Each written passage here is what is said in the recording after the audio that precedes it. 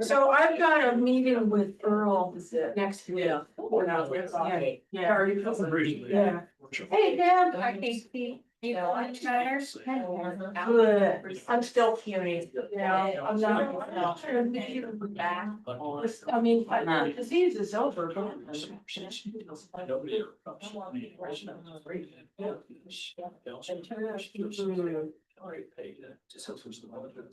Yeah, right. That's so sad. Oh, that is sad. Especially all the time. You want to wait a few more minutes for Omar or? Debbie, what I was gonna, Are you gonna be able to print our packets? yes, Thank you. I'll call you tomorrow, but I wanna, find out, figure out what has been going. The books with the results in there and so on. About 2 minutes. Oh. That's right, that's a question. Do we have one? Okay, yeah, look, that's fine. That's true. Oh, it's true. Hello, hello. I want to be able to recognize.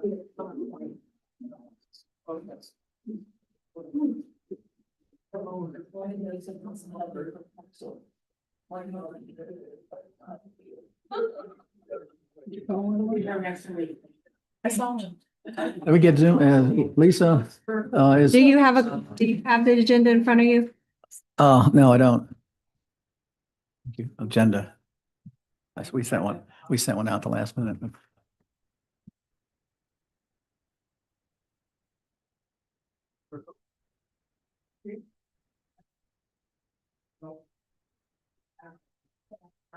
Well, it's like, it's a flat, but it's not with you. So what they've got her is, she's no longer. Is Sarah on here?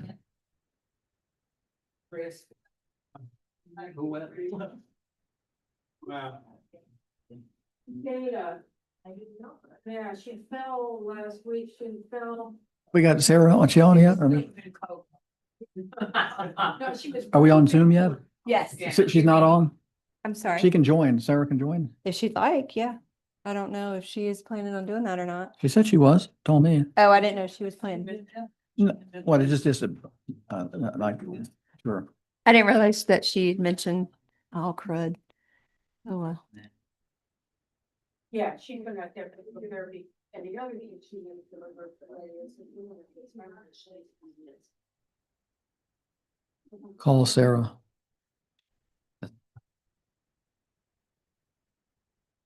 I was like, I feel, we lost you on the, hotels on it. On the ongoing.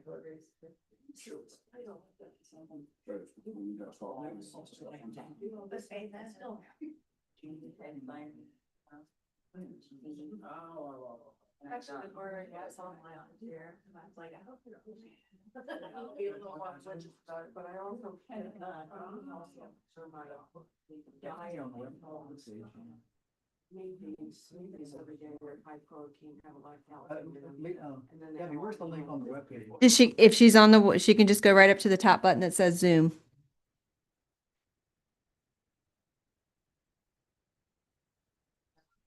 Sorry, babe. What?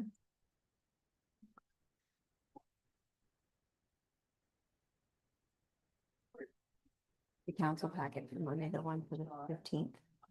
Oh, all right. So for everybody, is Yeah, what you're saying. yeah. Okay, I haven't put it didn't in, I forgot to put it in their mailboxes. Yeah. understand. And you put the Zoom link for today's on the Zoom button, right? Correct. Okay. The Zoom is up there. What do you mean? Oh, there. Okay, good.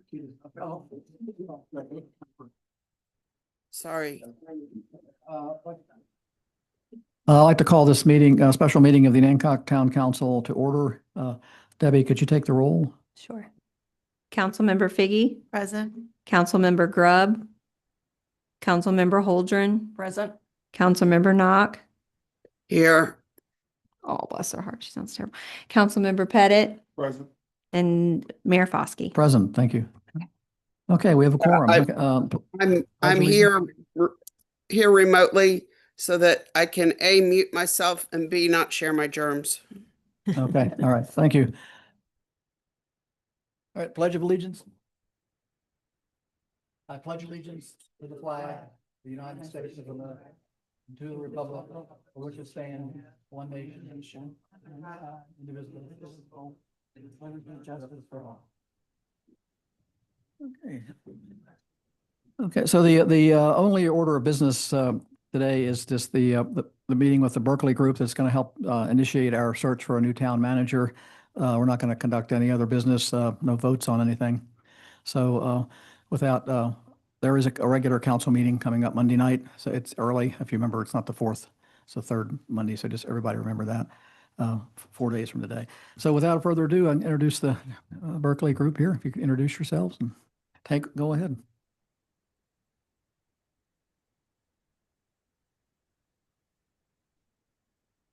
Evening, and we look forward to the opportunity to support you in recruiting your next town manager. My name is Libby Gooden, and I'll serve as the point of contact along with John. And we're going to really be working with you throughout the process. Just a little bit of information about me.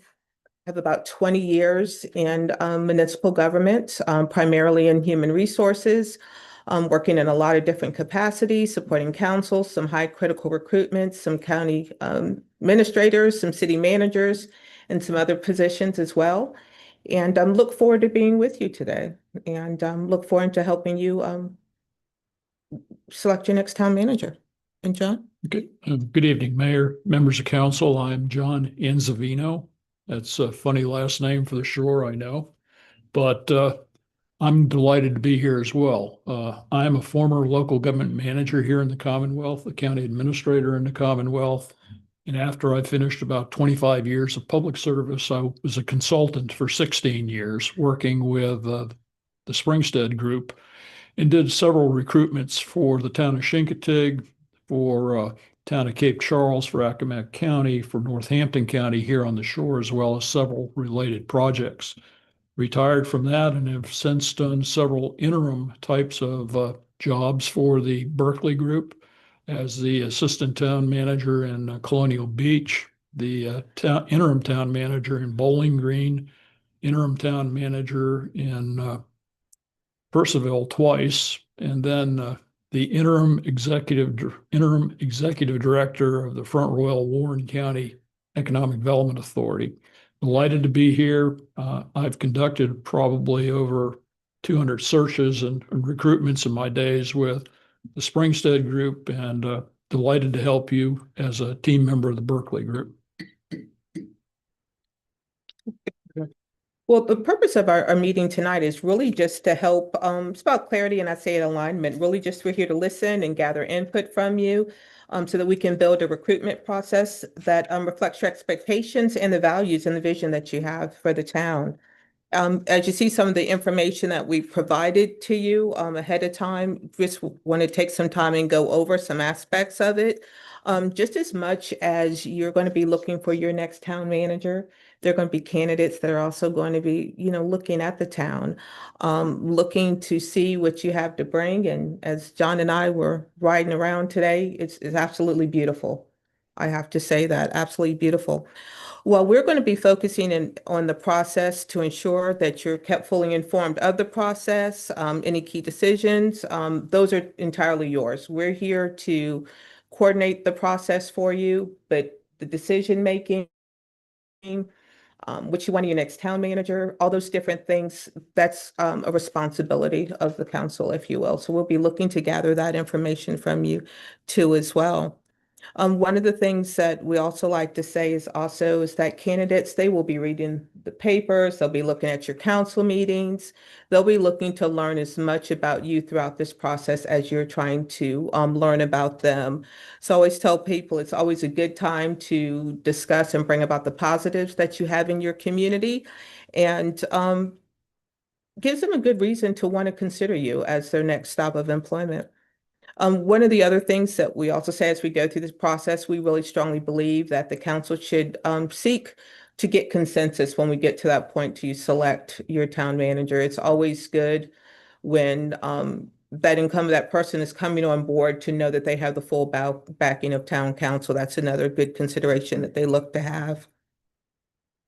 One of the other things we'd be looking for us from you is to make sure that as you're providing us with information, really just to get a good idea of the qualities you're looking for in your next town manager, the expertise.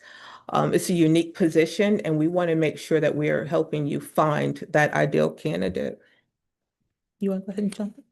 I would just note for the process and for the council, since this is a small town and we counsel larger communities with this information as well. Confidential requirements of the process, keeping the candidates' names as you work through the process confidential, not reaching out to them independently as council members is important. Let us do that for you. That's why you've retained us. But I've seen too many folks whose names have been leaked to the press or out on the street who are in gainfully employed positions, and the word gets back to their current employer that they're interested in another community, and it severely impacts them if they're not chosen to be the candidate for the new community where they've applied. So keep everything under the radar and close to the vest, if you would. That's really important. Also, background checks. We will do the background checks for you. It's in today's world, it's your opportunity, I guess, to go out and Google these folks, find out what's going on in their current communities, but don't reach out to them and don't share that information that you find with anybody else. We will do a thorough background search, bring you the information. If you hear anything, if you see anything online, please let Libby know about it because she'll need to factor that into the process as well.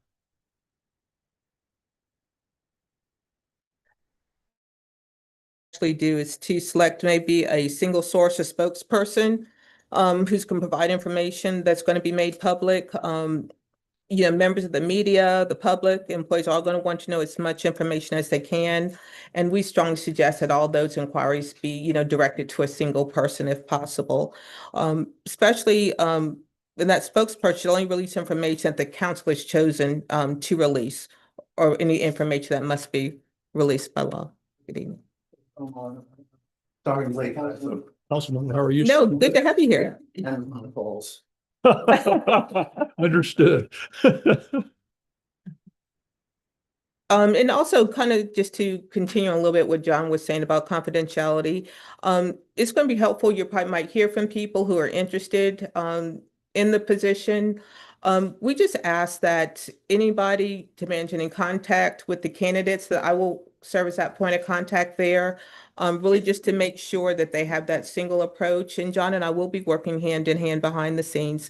But for example, if a council member, if a candidate approaches you and, has some questions, just direct them, to us. We're here to help you and make this process go as smoothly as possible. And then finally, this process eventually will come to conclusion. And as we bring it to conclusions, please make sure that the candidate is the best candidate and fit for the community that you believe that candidate can be. There will be no perfect candidate that meets all of your individual expectations, but the purpose of today's meeting is to gather some information concerning what are the key qualifications, the key attributes that this individual, that the best individual will possess, so that you can work from that. But they won't meet all of your individual expectations. And as we move to the interview process, we'll provide some guidance as well about what to look for in interviews. And because you don't do this all the time, this is something which is, something that you may do in your private sector life, your personal life, but it's not what you do for the town. And this is one of the most important decisions you as a governing body will make. With that, any questions thus far? We'd like to kind of get back to one of the things we provided was really want to hear a little bit more from you as far as what are some attributes that you're looking for in your next candidate? Like, are there any special, what is special about the town? What is something that we could tell prospective candidates about you? Sure. So Onancock has a lot to offer its full-time residents as well as visitors. Being in the middle of Chincoteague and Cape Charles gives us a great opportunity to get visitors to stay locally while they're exploring the entire shore. We are friendly and engaged. We are home to several nonprofits, along with two wonderful nonprofits that are dedicated to the betterment of Onancock, which is Onancock Business and Civic Association and Onancock Main Street. Our assets include a marina, 3 playgrounds, Little League field, community center at the old historic Onancock High School, a dog park, and that's just to name a few. Well, that was just the things I was thinking. This is what is special about the town. These are the things that I found special about the town. I've got some. In thinking about this, to me, one of the most interesting aspects of the town is that it was found or chartered in 1680, and that the layout remains exactly the same as it was in 1680. I think that contributes to the kind of special feel of the town. And certainly we're proud of our history and want to preserve as much of that as possible. I'm not sure, probably Lisa mentioned this, but I'm going to kind of go through my list. I'm sure you'll check out the duplicates.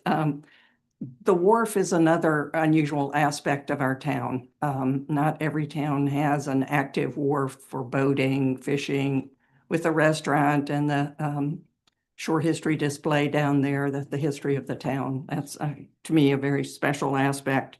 I think Lisa mentioned the school. We also have the Outlaw Museum, which is the only replica, well, it's not replica, it's a preserved blacksmith shop. And it's very important to the town and that section of the town. So that's, to me, an unusual aspect that we want to highlight also. That's it for me.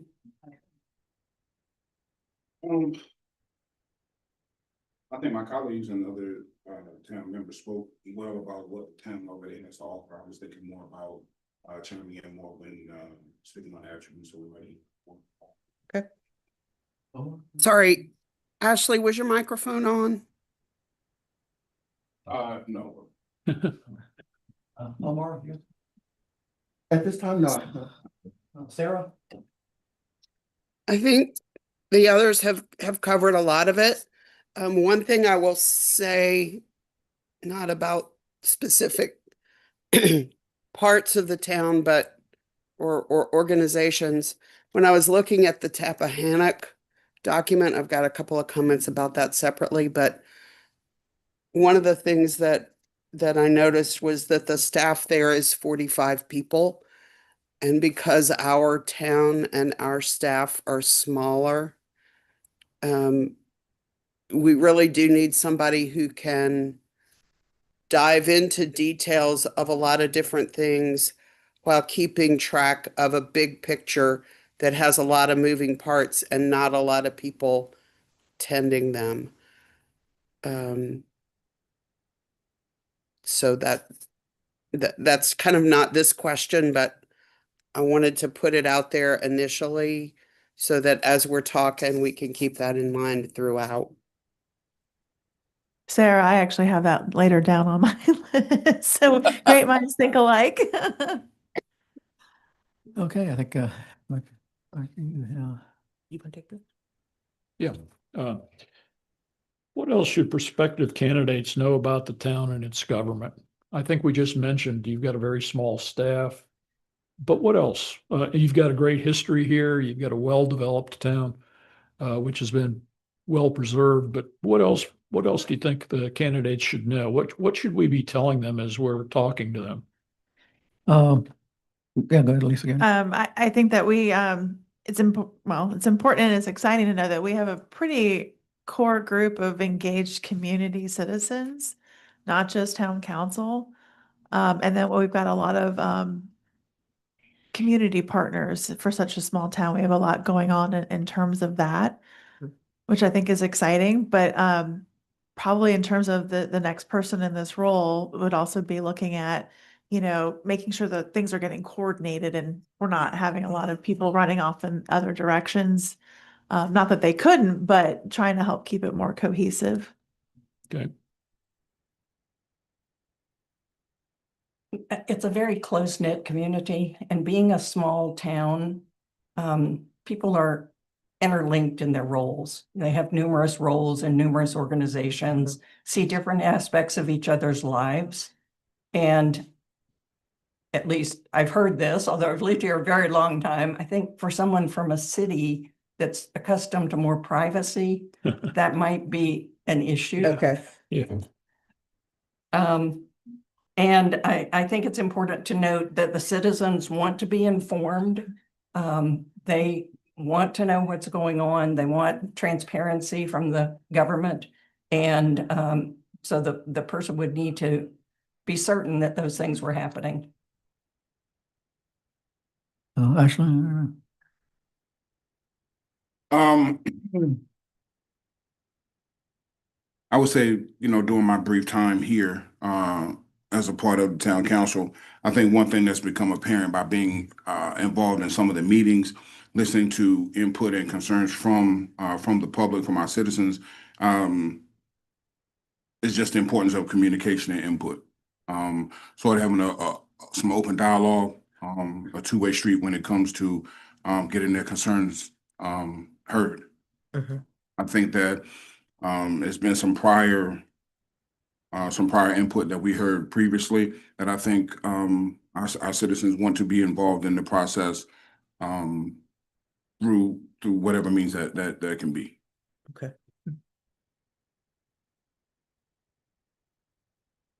Everybody is pretty much saying the same thing, which is pretty much we all have the same thoughts. But I also think that this person that we're going to hire obviously is not from here. And me being, as they call, a come here, I've only been here on the shore about 9 years. And like everybody's saying, we're kind of like family here, where everybody knows everybody. It's so funny that me and my wife, we came here from New York, and we started calling this Virginia's Eastern Shore the waving state, because everybody waves. That's We used to Yeah, call it yeah. the waving Yeah, state. that's So true. so honestly, I think that the person, there's a difference between book smarts and knowing what you're doing. Mhm. But to actually get a real feel for this town, you're going to have to come and spend some time here, and find out that everybody knows everybody. Everybody's willing to help everybody. Bad news travels fast in this town. Yeah. But be willing to listen Mhm. to the people, like I said, it's just something that you have to be here to experience it. And I just think that person might really want to come here and spend a little time here. Okay. Because it can be a little culture shocking, so to speak. Because like I said, who knows where this person's going to come from? But Mhm. unless they're coming from a town like this, they're not going to understand it. So I mean, I just think that the person might need to want to just come here and feel it, in a sense. When you mention it's a culture shock and they would need to come here and feel it, elaborate on that. What is it that you think that they would experience or see? Um, there's not many places to shop. Just like some of the basic things that they may take for granted Mhm. where they are, they may find out it's here but limited, so to speak. Mhm. You find out that you might have to get used to chicken all the time. Simple stuff, because that's what's in abundance. Mhm. Even for like some people who I know who live here that say they are don't like fish. How you live on the Eastern Shore and not like fish? Mhm. Or allergic to clams and oysters. You're in the wrong town for that.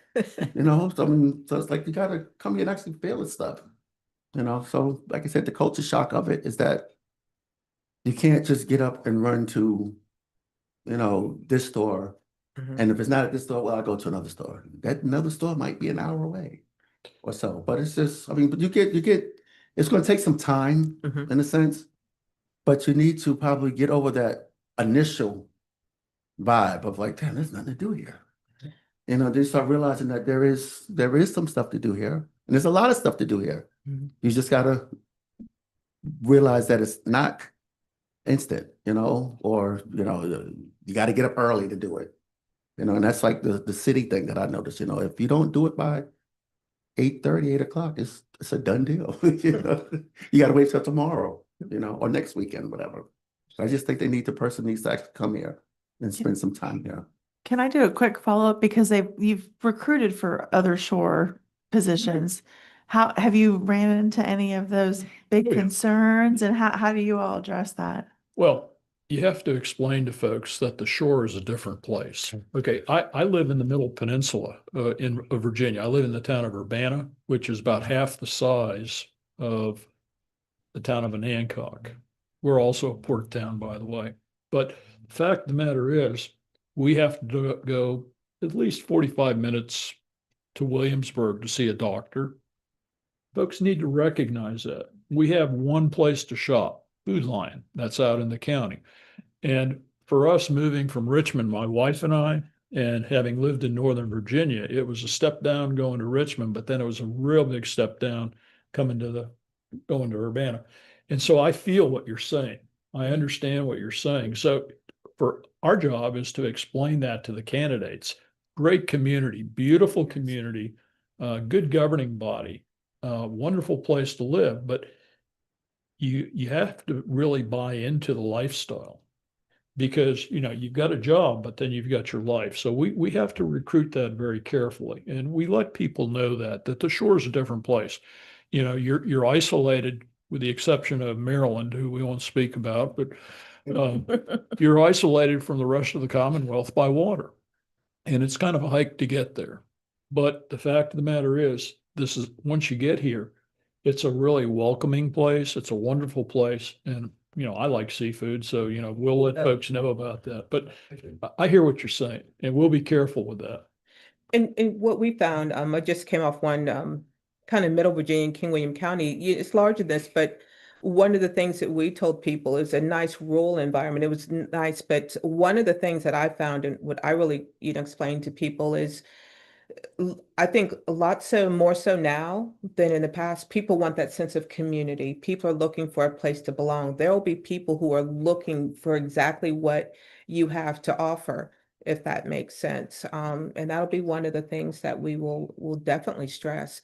Nothing beats a really tight-knit, strong community that outweighs any challenges that a locality may have. When you can, walk out, and I know you said, it's a place everybody waves, but I think it gives you a sense of belonging and really helps make the work go a lot better.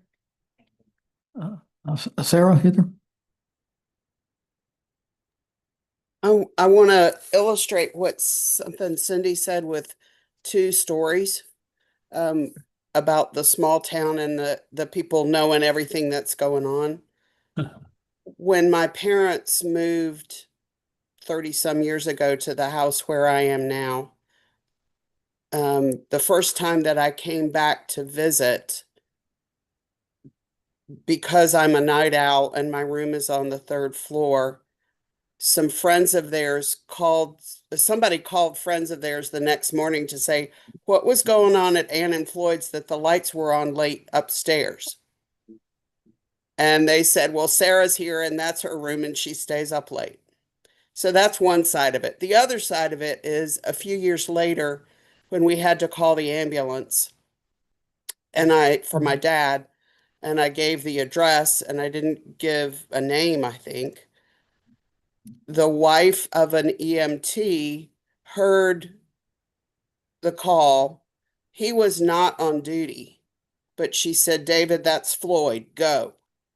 And so he came. He was the only one of the ambulance crew that we knew. He stood where he was the one whose face my dad saw, and he captained getting him onto the stretcher. So without one, you don't get the other. And that's just the way things are. So after that first time, when I came back and I was upstairs with the lights on late, I just knew, okay, the town knows I'm here. Okay, thanks. Okay, so, What are some priorities that the town council has in the next 3 to 5 years? You want me to start? yeah, same thing. Okay.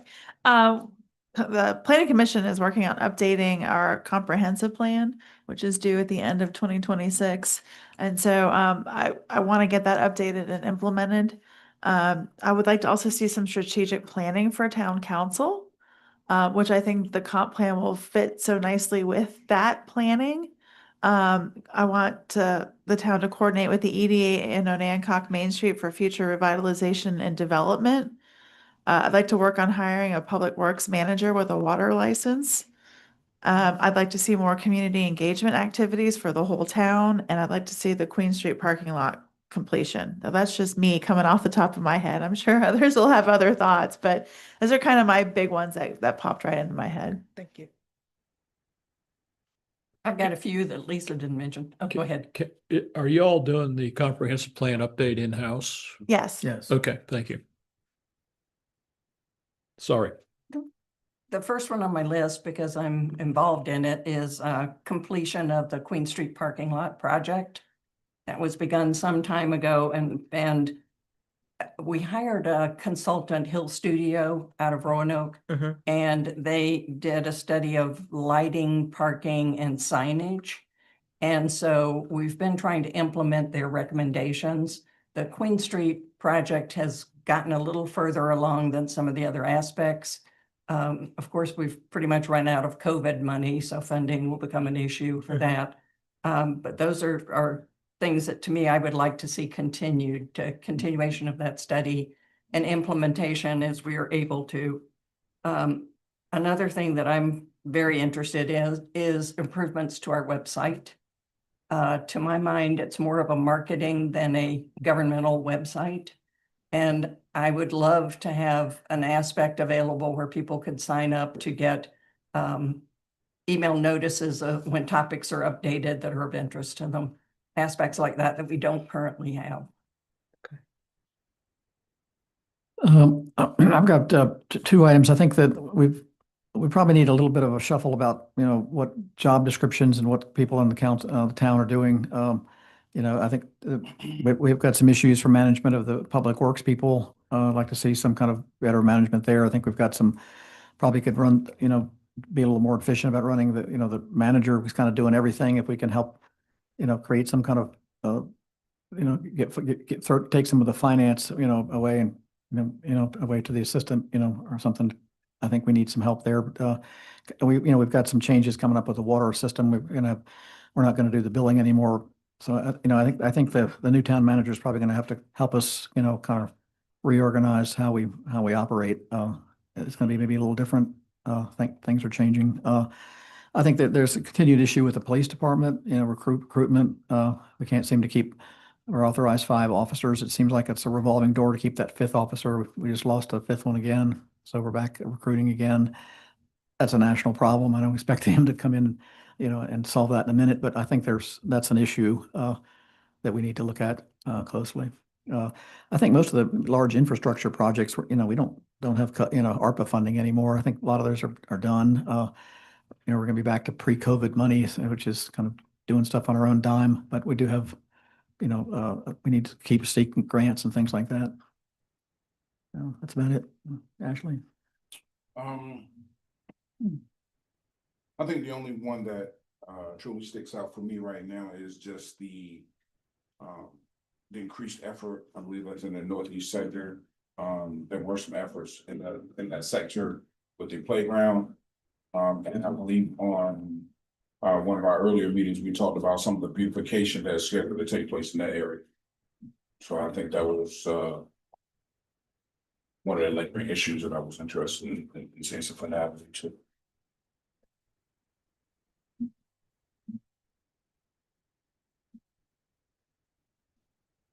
Everybody pretty much has touched on everything. And like I said, I was getting ready to go with the Northeast. But it's not just so much, the Northeast, it's just more or less that between everything everybody was saying up here, just that the whole town feels as though they've been treated equally.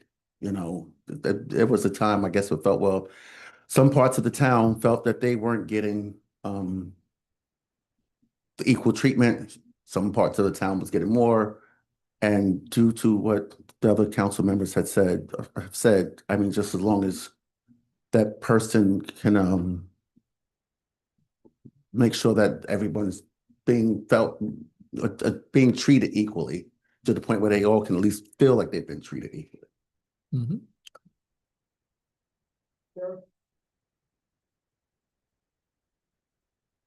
Sarah? Sorry, I was hunting for the mute button. Y'all have done a great job of covering a lot of things. I'm sure there'll be other things that'll come to light, but that feels like a good start. Okay. Well, moving on, and we've touched on a couple of issues. I think the equal treatment of all neighborhoods in the town is an issue, but are there other issues that the new manager will be needing to address with you folks as council members? Are there pay issues? Are there budget issues? We don't seem to have any capital need issues of significance. Always going to be budget issues. We're back to, the question of trying to keep taxes, reasonable. I think that's, a lot of people are, ARPA funding and able to do some things that we didn't have to raise taxes for. We have a pretty good capital reserve that we've spent some money on that we haven't had to raise taxes, but at some point, this is a small town. We have a lot of people that are, on fixed incomes. We need to concentrate on keeping taxes within the, limit. We need some help. The last manager we had, like I said, was pretty good with finances. That's not always going to be, he was an accountant by trade. We're probably not going to get somebody else that's an accountant that's that involved. So, my feeling is that we need to spread that responsibility out a little bit, with other people. I don't know if anybody else has any, but the budget is always an issue, and it's going to be a little different going forward without the money we've had. Okay. And so I had, I know their next question was issues, challenges, opportunities, and projects, and I had the budget as a challenge. I don't necessarily think it's going to be an issue. I think it's going to be a challenge, and especially coming off of the ARPA high, as I wrote down here, living in the land of plenty, and that's changing, and that's okay. I mean, probably for the right reasons. I'm sure there are things we could come up with if we put a little bit more thought behind your questions of other challenges, if we could get back to you, or if I could get back to you on my thoughts. I did have one I wanted to mention. I think there's room for improvement in collaborations with other community groups, the community partners. We have very active volunteers in our town. And I think there's room for improvement in those efforts of collaborating with those and coordinating them a little bit better than has occurred in the past. Have you seen things fall through the cracks, or what forms of lack of coordination? Can you give me any examples? I would think some conflicts related with almost interpersonal issues. Okay.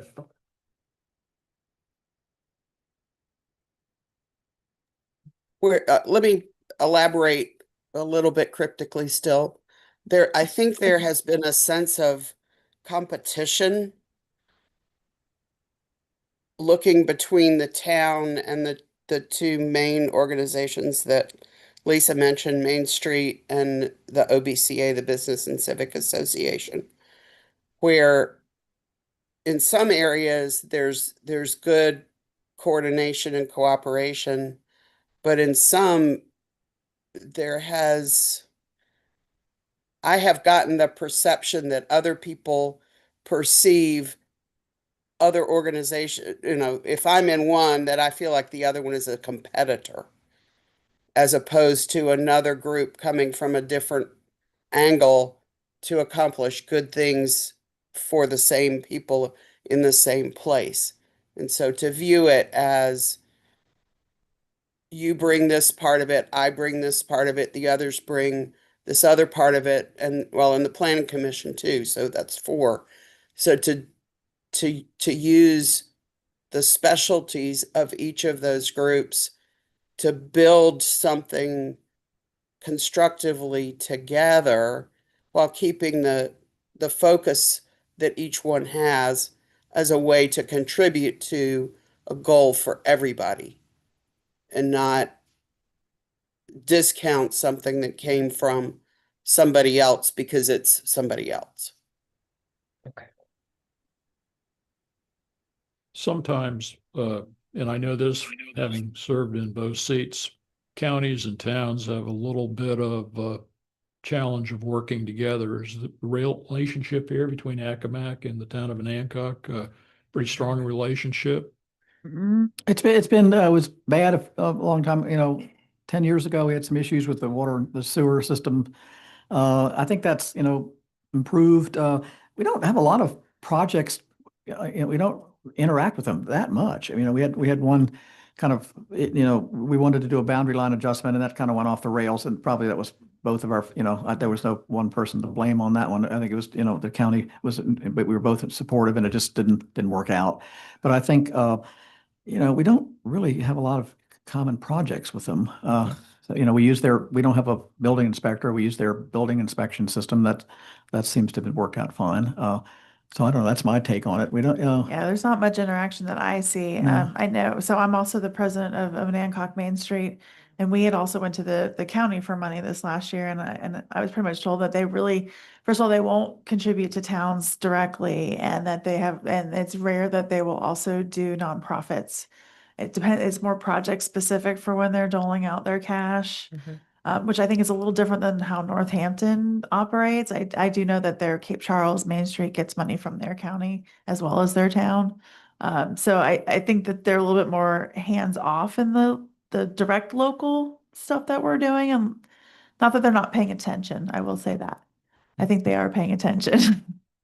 yeah, I think there's a little bit of a perception, I might be wrong, that, that Anacog's kind of a, there's a lot of rich people that live here, and that we're kind of an elitist, group that, our housing prices are high. We have a lot of expensive waterfront property, and, compared, and sometimes I think we get, boxed, that's not the way we really are, so, and I think we tend to do a lot of, we have a lot of art stuff going on here. If it's, and, it's just, Well, they also, yeah. one of the other projects that when I first came on council last December, they've been tasked with finding affordable housing for the county. And so there was a development just outside of our town that they have approved, but they needed our water to be able to supply it. So they do need us on some level. And with potential more growth in the county, we might have more of a connection with them because of the services we can provide. Up to at least a certain point. So. Well, that's an issue that didn't come up, the growth. I mean, that's going to be a huge, we haven't mentioned Growth that. is gonna That's a be- huge issue. A lot of it's taking place outside of the county. In the county, we don't have any control over it, except that we do provide their water.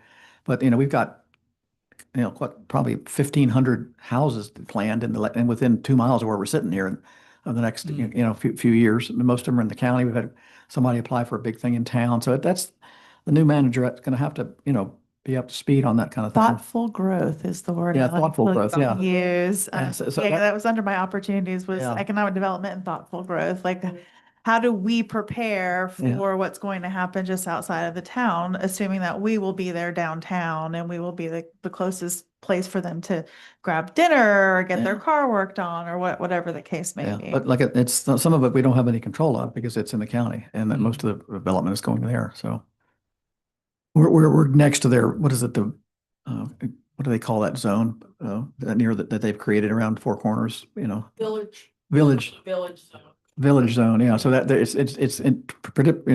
specifically for intense development, and they picked that part because it's not near all the shops, and we have water and sewer. That's the big thing. So we're kind of at the the bullseye for that stuff. Okay. For a new person coming in, person comes in from the outside, what are their challenges? We've talked about issues. What are their challenges? Can you clarify the difference for me between the two issues and challenges? They tend to merge in my mind. Yeah, and I think they've kind of merged in our conversation as well, but I wanted to ask the question. You want to take us? Yeah, I would say a challenge, something that they're going to face that's with some difficulty, if you will. Is there something like, for example, um a locality that we recently placed the county administrator in, one of the challenges was financial. There were some fiscal challenges that they had that they were going to have to deal with when they first started. Are there hiring challenges? Are there anything like that? Something that, when this person gets in place that, you really want them to start next, that that's going to be coming down the pike that they should be aware of. We have that sidewalk thing with VDOT too. Yeah, So that's not really, yeah, that's not a but big VDOT challenge. has been, I think, a bit of a challenge the Yeah. way, Yeah. challenge with issues. No. No. No. Well, I think the challenge is that our manager's gonna have to do everything. Yeah. And in the month that Matt's been gone, I've been called, I realize how much stuff, I'm getting 10, 15 emails a day because, our interim manager is not here, he's off site. So there, just from a water issue, some minor water issue, he's got to be first. And that to me is the major challenge. He's got to know some finance, he's got to know zoning, he's got to know, procurement. It doesn't have, he can't just hand that off to somebody in the office to do. He's got to do it. So he's got to be a, Leonardo da Vinci type guy, and that's tough, for some people. We've had some managers that basically, weren't, weren't perfectly nice people, but they didn't really, not much got done while they were here. Of course, we didn't have a lot of money to get anything done. It's not necessarily their fault, but that's just, he's got, a lot of hats. We've had, I don't necessarily think the manager should be out helping the street crew, but that's happened in the past. So that to me is the major challenge for somebody. There's 3 people in the office, and you just said that Tappahannock had what, 40 something. 40 people? They're not that big, Cape Charles has, a smaller population than us, but has 3 times more people working Well, they there. also have 2.5 times more the budget. Yeah, I than know. we do. Yeah. So, yeah, that's a fiscal challenge, but we're making out all right. We've been doing that for 50 years. We really haven't same staff for the last 50 years, really, in terms of numbers. So, yeah. Well, it's 3 people in the office, but it's also the police force and the public works. Yeah, but the police, but the Water, police so kind of, it's the yeah. total town staff is more than Is just. it, I guess I'm talking about 3. admin people. Yeah, admin. is Yeah. it 15 full-time employees or No. is it 14? No, there's not even 4, 10? There's 10, just 10. Yeah. Your most recent published audit had 11. Yeah, well, that was the harbor master is a full-time, but only on the summer. Yeah, part-time. Yeah. Okay. So anyway, yeah, so that's a challenge, and maybe we need to hire. That's a new manager. Like I said, that's part of his. He could help us if we need to hire somebody and make things more efficient. Yeah. What about what about opportunities that the new manager may have here to develop? Well, that's what I mentioned, the thoughtful growth and the economic development. Yeah. And then having the means to support, economic development as well. And that's actually one of another special thing about the town of Anacog, is that we have a full-time community, and during COVID, our restaurants actually did very well. And we didn't lose any of them. And so the community really came out in support. And I don't think a lot of big cities can claim that. That's very true. So that's kind of a unique thing that we have going on. And I think the community is supportive overall of commerce in town. Fairly recently, you formed an economic development Yes. authority, and it's operational now. It is. What's the directive from the council to the EDA as far as what you'd like them to accomplish? We haven't actually sat down and discussed that yet as a council. The purpose for the formation was there was a grant, the industrial revitalization grant. Main Street wrote the grant, the town submitted it, and then because the town couldn't loan money out to we had a project in town ready to go, they created the EDA. And so right now the EDA is mostly just getting their footing. They got their first loan repayment this month. So they're still getting their footing, and they're going to figure out how they want to turn back around and into the community, how they want to operate that, whether it's tiered different types loans when they're, so they've got a lot to discuss. But as a council, I don't think that we've identified anything in particular that we would like them to take an interest in. We've gone back and forth too with the town manager staffing that group, which he did initially to bring it up. They don't have any staff at the moment. The town manager was pretty much staffing that function too. I mean, that's as a separate authority, to me, it should be completely separate from the town, but that Mhm. hasn't really occurred yet. Well, it may be a good focus for your strategic plan. Okay. Any other opportunities that come to mind from any council member that may exist for the new manager to tap into when they come here?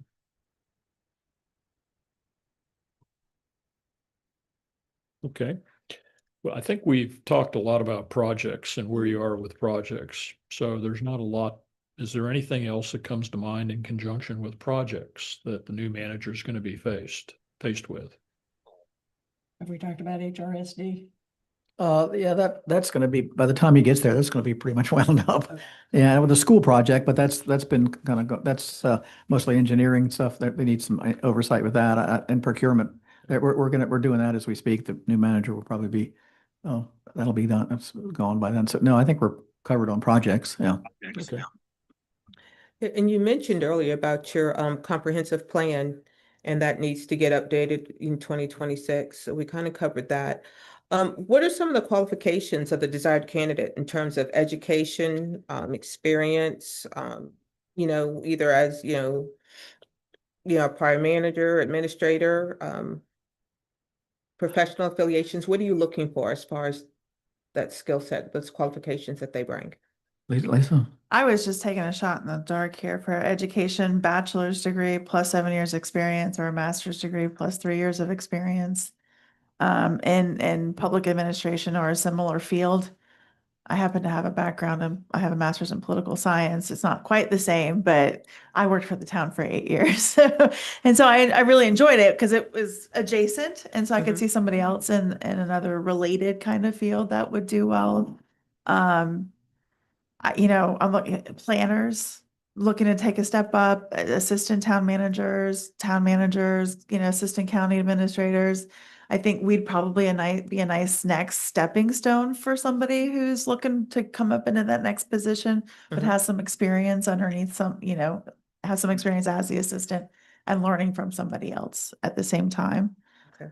I don't have any, affiliations are great, but I don't have anything like I have to have. And that's all I kind of came up with for this one. Mine are very similar to Lisa's, a bachelor's degree with a master of public administration preferred. I had 5 years of previous experience, but 7's fine.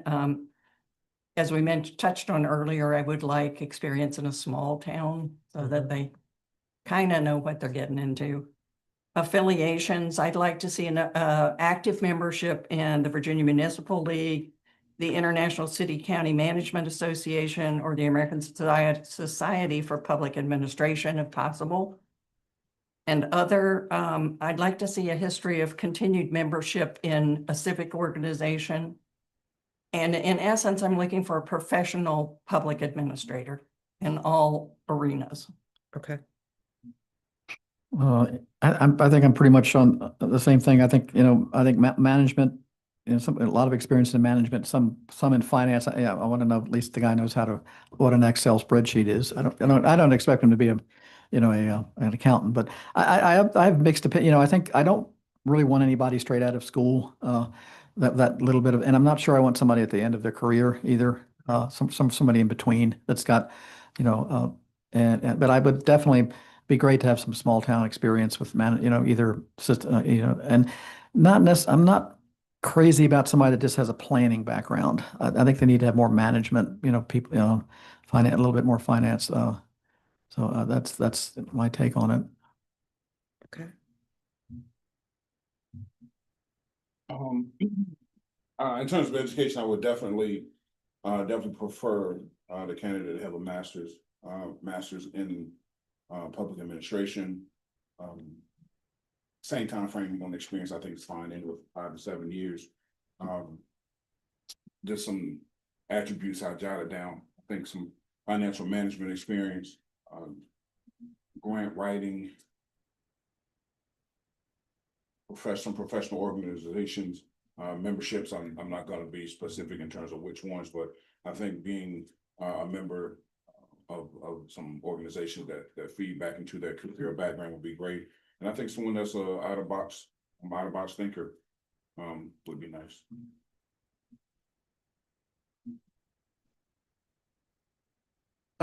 As far as education goes, may it be a bachelor's or a master's, it's fine. Like the mayor was saying, not somebody fresh out of school and not somebody towards the end of, their career, whatever the case is.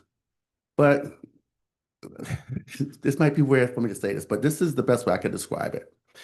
There was a movie that I watched. I've seen it several times. I'm not going to name the name of the movie, but in this movie, there was a person who was in charge, and he was looking for I guess a maid. So what he did was he gathered everybody in the room and said, who has done being a maid, who has experience being a maid. Several women came and got online. And when he asked the question, who has done it more than 10 years, I want to say maybe 9 of the women stepped forward with their chest out proud to say, I've done this before, I've been doing it before. The man in charge chose the one woman who did not step forward. And his partner said to him, well, why did you do that? He said, because this way they won't bring none of their bad habits with them. So this person that I'm thinking about, they have a bachelor's or master's, whatever the case is, but at least know what they're doing. But like I said, for instance, not to bring any bad habits that may resurface, you know what I'm saying? Because just being here alone immediately is going to be a learning process anyway. And they said, if he has experience, he or she has experience being a manager, especially for a small town, getting to know the environment, but at the same time, not to bring any of their bad habits, because, and this is just me, the way I think. If they're looking for a job now, not fresh out of school, why? Is there something they've done, that may surface later? So that's just how I feel about it. Gotcha. So in summary, you're looking for an experienced manager, preferably a master's degree, about 5 to 7 years of experience. You really want someone who's had that experience in a small town, so they know what it feels like and knows the expectations. And you're okay with someone who's previously an assistant town manager or assistant county administrator. What about leadership style? Can you describe the leadership style that you're looking for? Sure. I mean, when I say leadership style, Hey, what excuse leadership me, style? Yes. excuse me, have you moved on or are you moving? Oh, I'm or did sorry. I get skipped? I had y'all have done a great job of covering this one, but I've got a couple of things I'd like to throw in. Sure. Omar, thank you for that, or she. I kept hearing the he, and I thank you for being the one to say or she. And to go back to what I mentioned earlier about the multiple priorities and as my dad used to say, my interruptions kept getting interrupted when he would describe his day. Being able not to let that drive you crazy and also being able to close things out in that setting. And then on the amount of experience, well, I would also say that the Tappahannock document qualifications looked good to me. But something a relative said about looking for a doctor, you want somebody who's been out of school long enough to have some experience and really be well accomplished. and not so long out of school that either they're going to retire on you or they've gotten rusty and they're resting on their prior learning.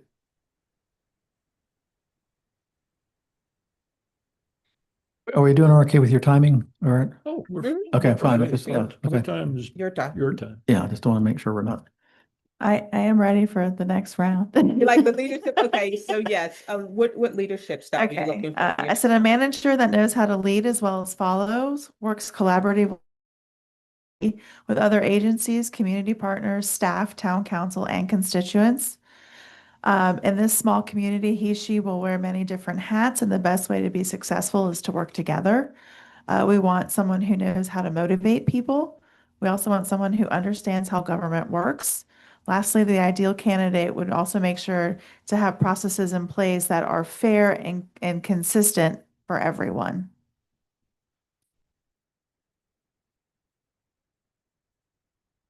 Much of mine will overlap, but I said a collaborative, inclusive style with strong ability to manage a small staff.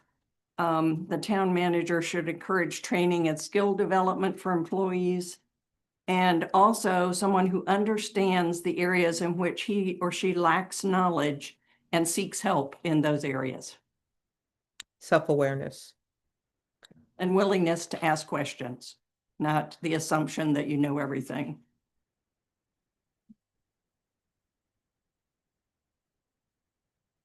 There's no way to follow that up.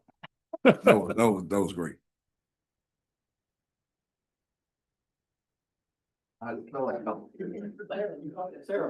Sarah? Yeah, I Sarah? agree, Ashley. Cindy got it. Okay. And Lisa. Okay, well, our last question is, what else haven't we covered? What other desired characteristics would you like to see in your new manager? Personal traits, attitudes, capabilities? What fits with what you have here in Anancock? So I came up with a short list, intelligent, personable, willingness to learn, collaborative, team-oriented, and professional.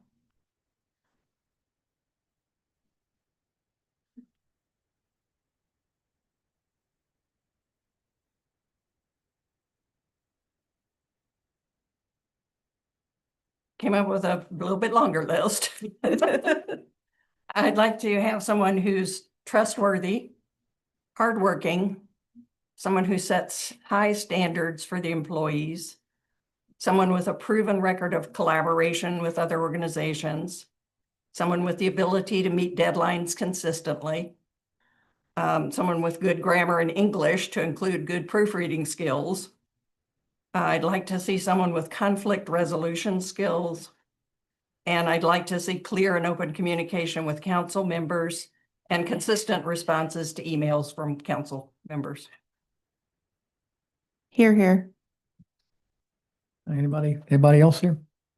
I mean, there's no doubt that I believe that a lot, if not all of the candidates that we will be presented with will have the attributes that the town council members are looking for.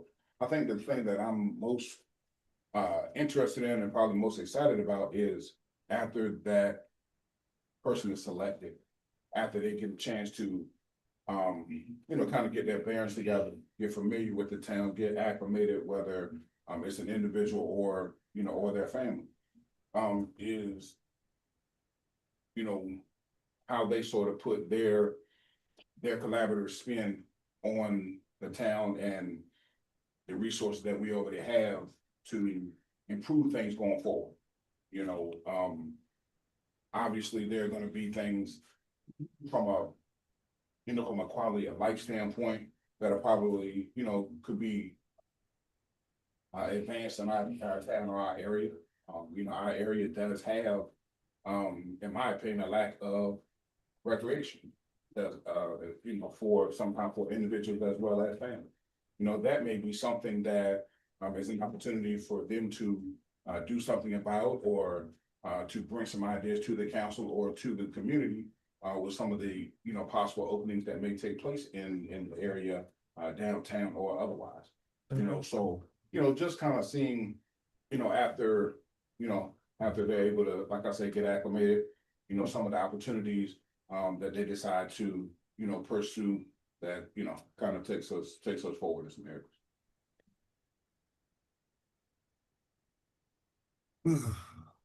They have covered all the bases. Only thing I could probably add is someone who's ready to relocate. That's about all I could add because they covered everything. Sarah? I would make one tweak to something that you said, Cindy, which is high standards for others, high standards for him or herself as well, not to ask of others more than you're willing to put out yourself. Okay. Do have a follow-up question. Residency, is that a requirement? No. It's, I don't think we have anything in there about. No, residential. we had an issue with that about 10 years ago, and the manager there, it was at that time there was a residency requirement. We didn't enforce it. They lived out of town. We don't have a residency requirement to my knowledge. Yeah.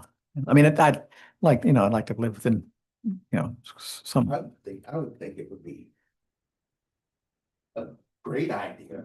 Yeah, but it's expensive to get people living down though, yeah. And there's not a lot of housing available, unfortunately.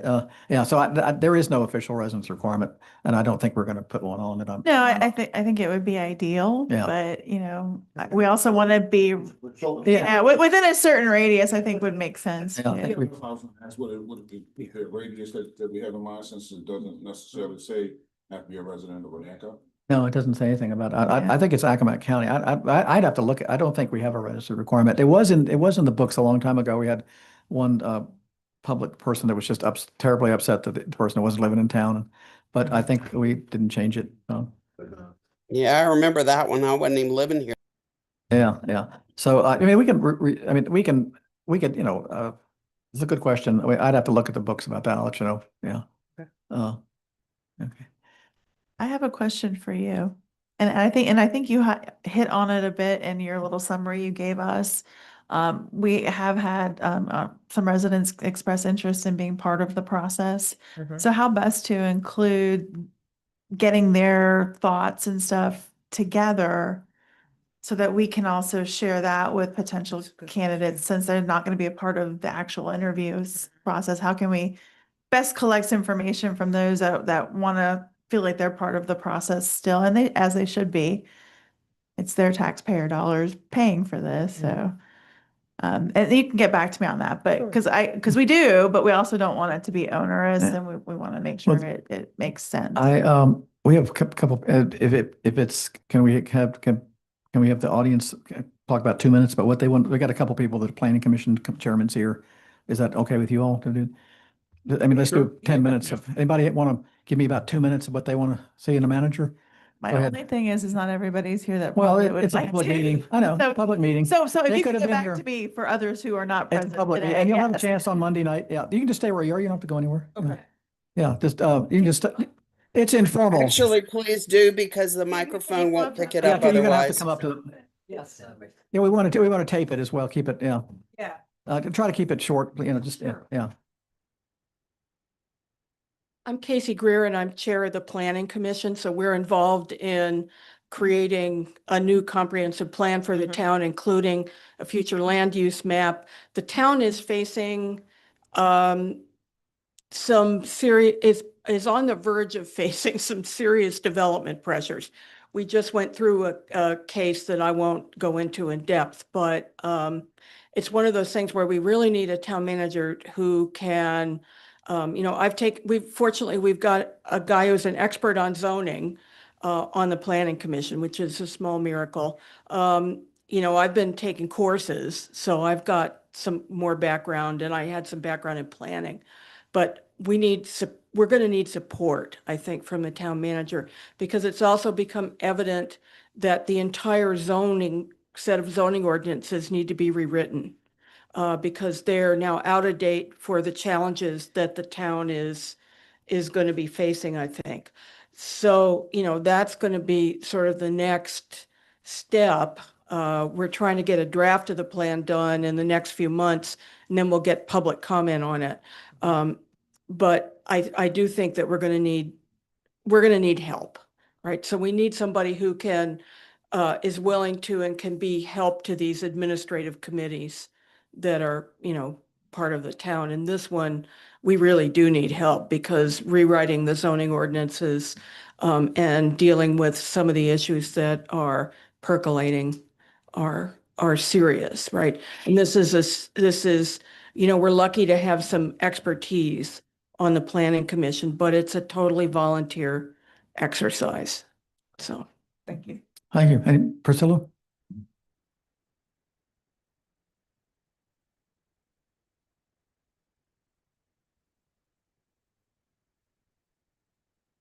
Hello and welcome. I'm Priscilla Hart. I'm not in charge of anything. But I do have opinions on a couple of things. And one thing I do want to say, as far as some of the nice things about the town and the benefits, we have a Cokesbury Cultural Center. It wasn't mentioned. There are concerts there that are absolutely lovely, probably quarterly. We have a lovely town park that is, I guess it's called the Town Square, has a very nice gazebo, has picnic tables. It's a grassy area. Very, very nice. You need to see it.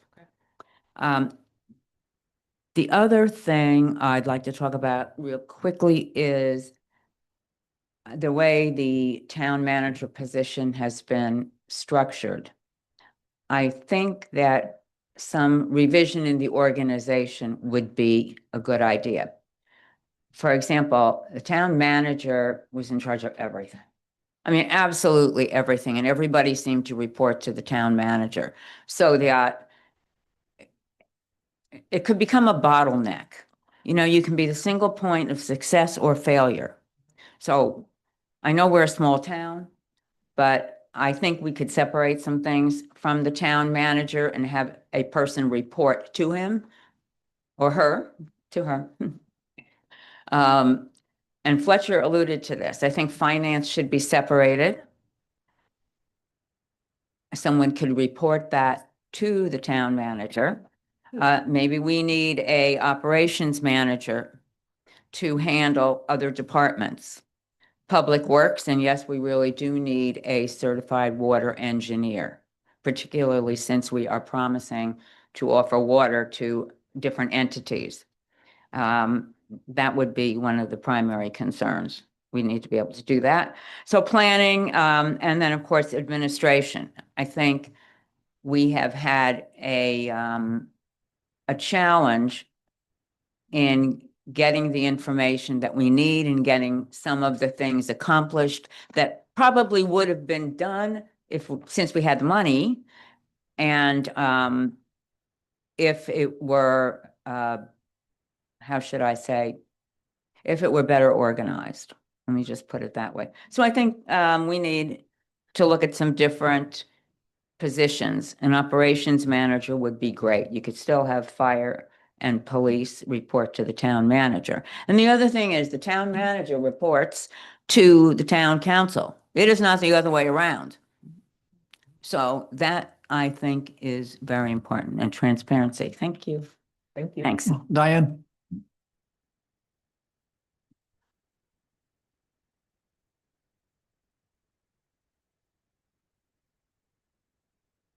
Guess I stayed my name, Diane Pernick. There's a lot that they have to do, right? And I agree with dividing responsibility. Transparency is important. I think being a person, I'm on the OBCA, so there's a lot that gets done by volunteers. So it's really important that the town manager works with the volunteer organizations because together we can accomplish a lot. We need somebody to take charge of having, you've heard about the parks we have and, the things that the town has to offer. Well, we need a budgeted, every year we need a budget for every single entity, the parks, Northeast, Town Square, the wharf. We need a budgeted thing to keep it up. We need organization in our projects and follow through. That's the biggest things. There's been projects on the books for 3 or 4 years that haven't been come to completion. This is something that has bothered a lot of people here. You know, they just were like, what's going on? You know, this isn't done, that's not done. So that leads to a lot of the town people's frustration. So I think that however the powers that be want to do that, that would be something that's really important. An open door policy to the town manager would be great. You know, it's nice. I've never done it where I used to live, but you just walk in and say, hey, can we get this done? And that's a nice feel. It's a nice feel that perhaps the town manager should be personal. You know, just have an open door policy, be personal in that. I love the out of box thinker. That will take us far into the future. And I'd like to see the things that Hill Studio implemented, which the town, a lot of people know about. I'd like to see it happen. You know, I understand we had a surplus of money, but it would really be nice that, okay, so by April, we're going to have the directional signs in and maybe take, you know, have a person, because there was a person that actually filled out an application for the OBCA, and she is very talented, and I have design experience. We're volunteers, just the placements of things. You know, so if the town has projects and there's people that are talented that could place things so they look good, and not spend a lot of money on 50 signs when maybe we only need 10. You know, so there's that kind of a design organization. So there's a lot of aspects in the wheel, the, what do you call, spokes, that just need to kind of come together. So that's what I have to say. Thank you. Ask Rosemary.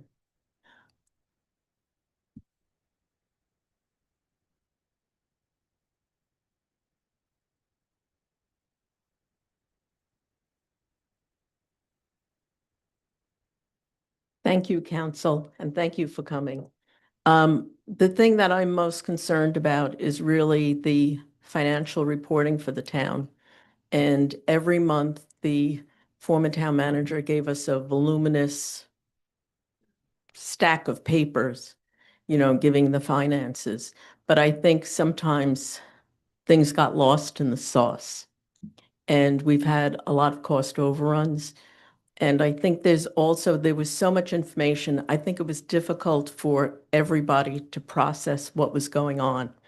So to my mind, I've always thought it's a little bit of less is more to simplify the reporting.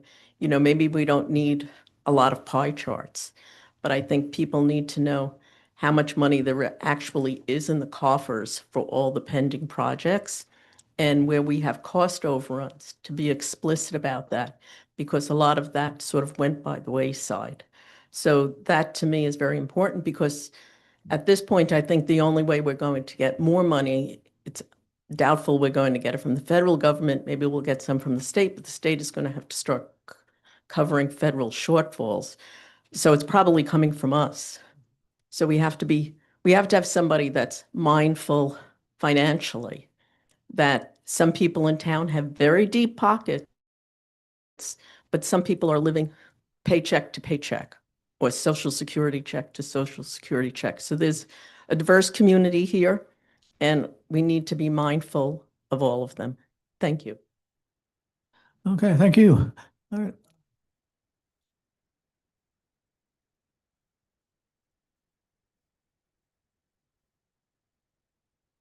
I think next we'd like to just kind of touch on kind of the timeline.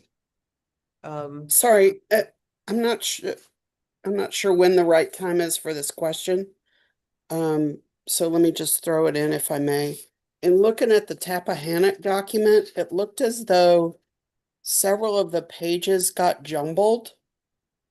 So we have a recreation and lifestyle page that talks about the government form. And then there's another page that has government as the title and is a repeat of the lifestyle page that appeared earlier. So I hope this was a draft.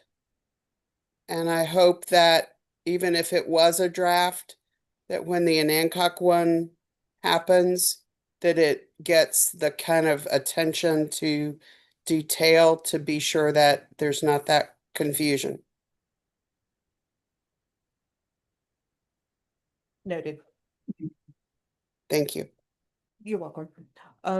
Just want to kind of turn the attention kind of to the recruitment timeline and get an idea of a feel from, kind of working from my way backwards. When would you like to see? March, but I know that's probably a pipe dream. Well, is it late March or early March? I'll take any. Okay. I do think as quick as we can make this happen would be the best. Okay. I think town staff is looking for direction and stuff, and we're just not fit to handle all of the day-to-day stuff Okay. for them, to help them along with that. So Okay. But that said, I wouldn't want to compromise the process. I think all the things that we talked about are important, and perhaps we can hang on as long as we need to. And I don't want to rush it. I totally agree, but I'm also like, I don't want to drag my feet. I think you'll find that Berkley Group doesn't want to drag their feet either. Okay. So, this is our project. It's a priority project for Libby and I working together. And we understand how important it is to have a manager, permanent manager in the seat. And so we're thinking it's typically about a 90 to 120 day process. Okay. And, we're facing the holidays, which who knows, we're going to be sending you a draft profile, both position profile, community profile. You're going to need to review it and make any changes and then endorse the profile so that we can get the advertisement out on the street. We'd like to target the advertisement being out on the street in about the middle of January. Okay. Okay.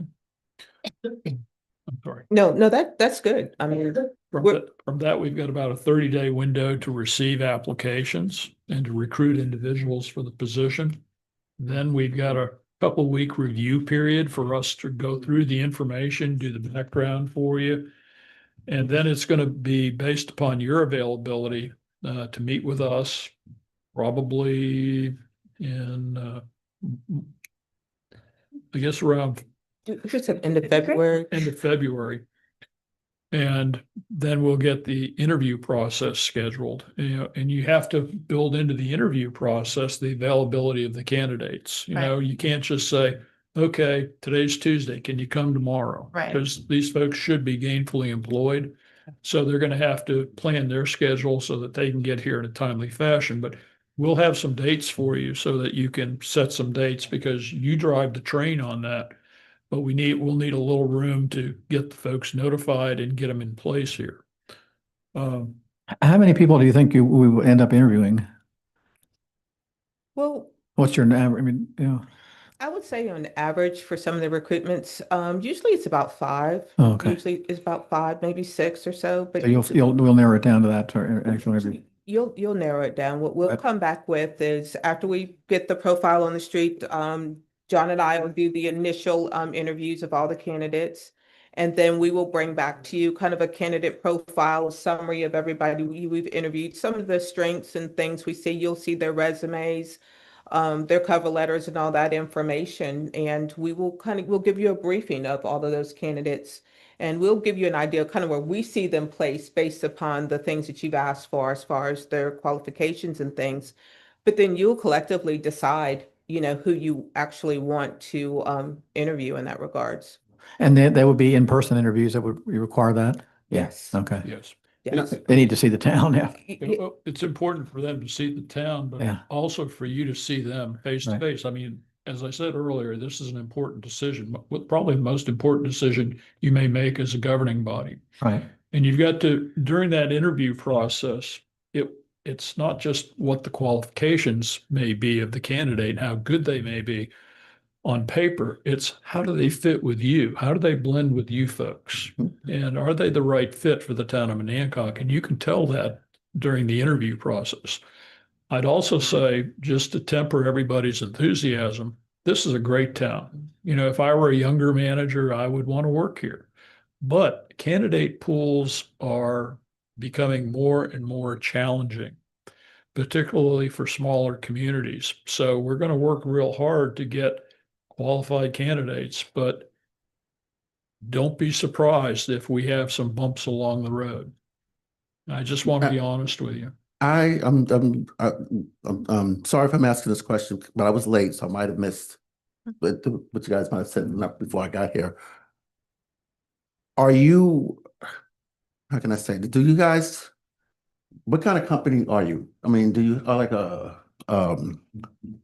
have you placed many people doing this before? I mean, I missed. Yes, yeah. So the Yeah. Berkeley Group, we specialize in local government. We specialize in what I will call your executive recruitments. This is going to be your city managers, your county administrators, town managers, positions of that nature. We are also known for interim interim positions like John mentioned. He's done some interim assignments as city manager, county administrator. Even myself, I'm currently doing interim assignment as a human resources director. So this is our passion. This is our expertise. Okay, I'm just asking. So I wonder if just in my mind, I was just wondering, like, do you guys have like a pool of people? Yeah. Just okay. Yeah, there's pools of people. Anytime, John and I talked a little bit about this when we were driving up, as we come off of recruitments, there's people that that might be a good feel for, and sometimes we might reach out and say, hey, you might be interested in this one.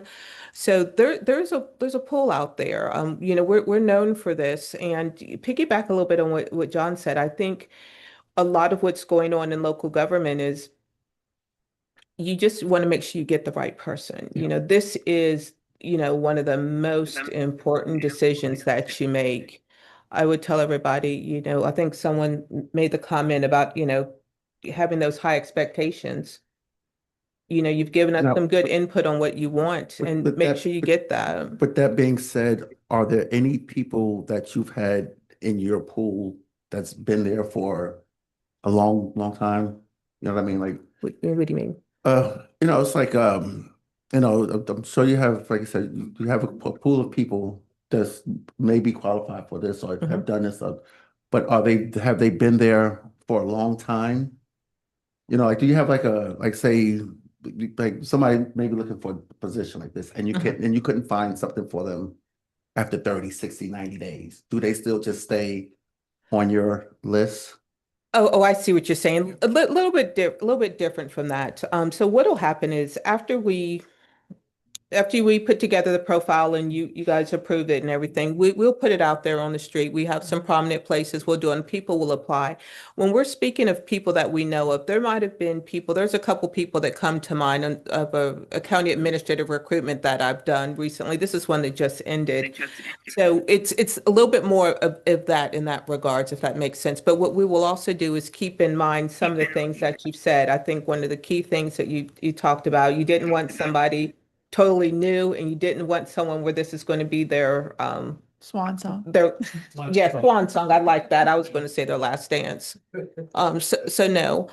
It's just a matter of, it's the timing. We're going to get there after the holidays, but I think we will be able to.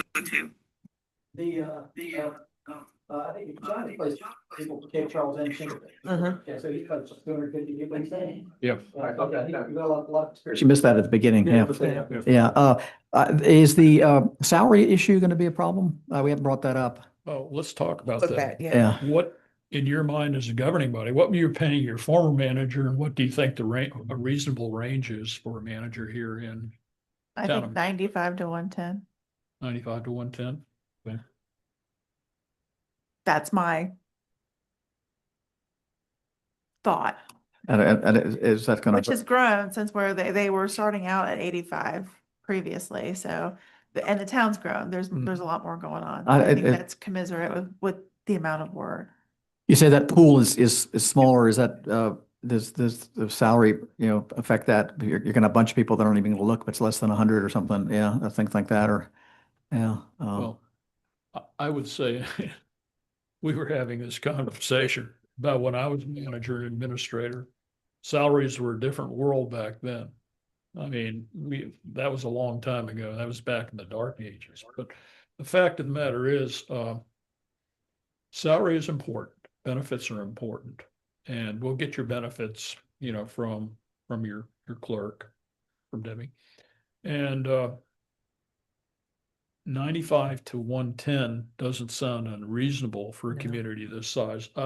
When I worked with the town of Bowling Green, which is comparably sized, about 1,200 people, they don't have nearly the resources that you have.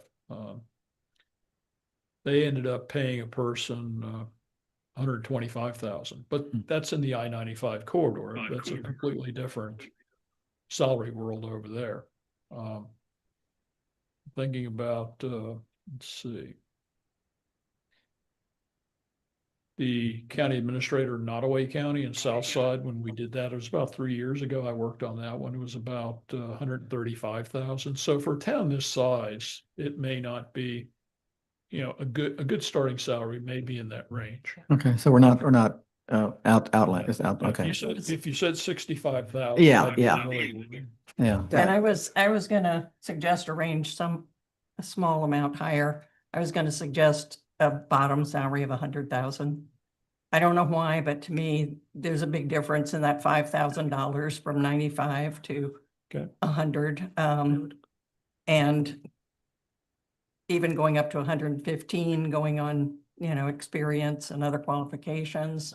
So my ideal range might be somewhat higher. So you'll come back, we'll get a final say on that, right? Yes, sir. Definitely. Okay, yeah, okay, great, okay. But I'm glad to hear that it doesn't sound unreasonable. that's 'cause what I- if that's it's my way question. too low. Yeah, that was concerning me, yeah, okay. Yeah. All right. One question I had about the pool of who might be available. What are you finding in terms of former We can federal barely hear you. workers? Oh, Sorry. okay, go ahead, What are Sarah. you finding? Is that better? Yeah, we had to, that's our problem. It's happened to me that Oh, last okay. time. What are you finding in terms of former federal workers who are now looking for employment in local government? Is that opening up possibilities, or is it really, even though they both have government in the name, is there not enough overlap to be applicable?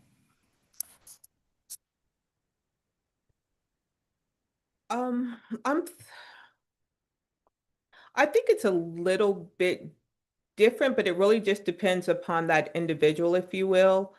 Um, I would say this, find that most successful candidates in this top role are individuals who have that local government experience. There's just something, we talked about this on the way up too. There's just something different about local government than, working, at that federal level, if that makes sense to you. There's a different level of, the way I explain it is, this top person, they're part of your community.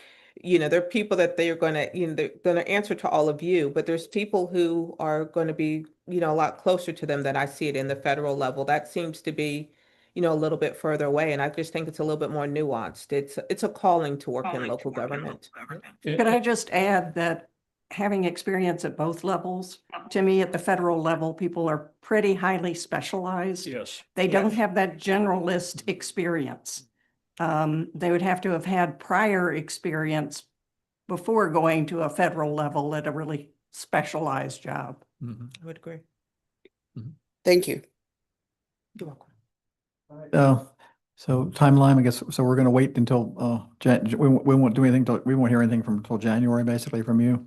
Oh, no, so- you'll hear from us sooner than that. Yeah. What we will actually go back and do as far as our next steps is take all the information that we've heard from everyone here, to include the citizens, and we'll come back and put together a couple of different things. We'll kind of finalize a recruitment timeline so you can kind of get an idea of where we're going to be, but also bring back to you a draft recruitment profile for you to actually, review, give us feedback on. Again, the one thing we really want to make sure we really stress, this is your process. We're just here to facilitate it for you. We're here to get you to the finish line and make sure you get you the best town manager, Okay. that you deserve in that regards. And with that, one of the two things that John and I are going to make sure that we bring is one of the things that you guys mentioned in your things you share with us today. It's going to be communication. We're going to make sure that, we stay in touch with you, that we're transparent, and that you know where we are. We don't ever want there to be a point in this process where you're like, well, what are John and Libby doing at this point in time? We rather give you more information for you to be like, okay, we know where they are, but you'll definitely know where we are at each step of the way. Okay. I think you're looking for a contact person, so I think it's probably gonna have to be me. Yeah. Okay, Yeah, it's unless somebody has objections to that. Yeah. okay, Yeah. that's fair. I'm here, so you got my email and stuff like that. I forward it down to everybody, and I'll send everything to Earl as well, but he's probably not too involved in this process, I wouldn't think. Yeah. Fair enough. Yeah. Okay. We'll take care of that and we'll make note. Okay. Any other questions for us? Yeah, anybody, I don't know. Yeah, I think we're just looking forward to, getting rolling. Yeah. Sounds like, yeah. I think end of March looks like it's doable, maybe. Yeah. Okay. Okay. Yeah. Well, once again, we want to thank you for having us and, Right. providing us all this good feedback. We are really looking forward to this. Okay. It's a great town. We're looking forward to Well, this. thank you for coming. Are you going, Yeah, we are very excited. are you going back tonight? Yes. Yes. Yeah, okay. All right. Watch out for the deer on the road. Yes. Oh, yes. And watch out for Eastville. Yeah, yeah. Yeah, They've been on the map. for a Eastville long and time. Exmoor and Yeah. Exmoor's Holmley. not quite so bad, yeah. Good. All right. Thank you for the process outline you've given us and for the level of input you've asked us for. I think this has been extremely helpful to us. Thank you. Thank you.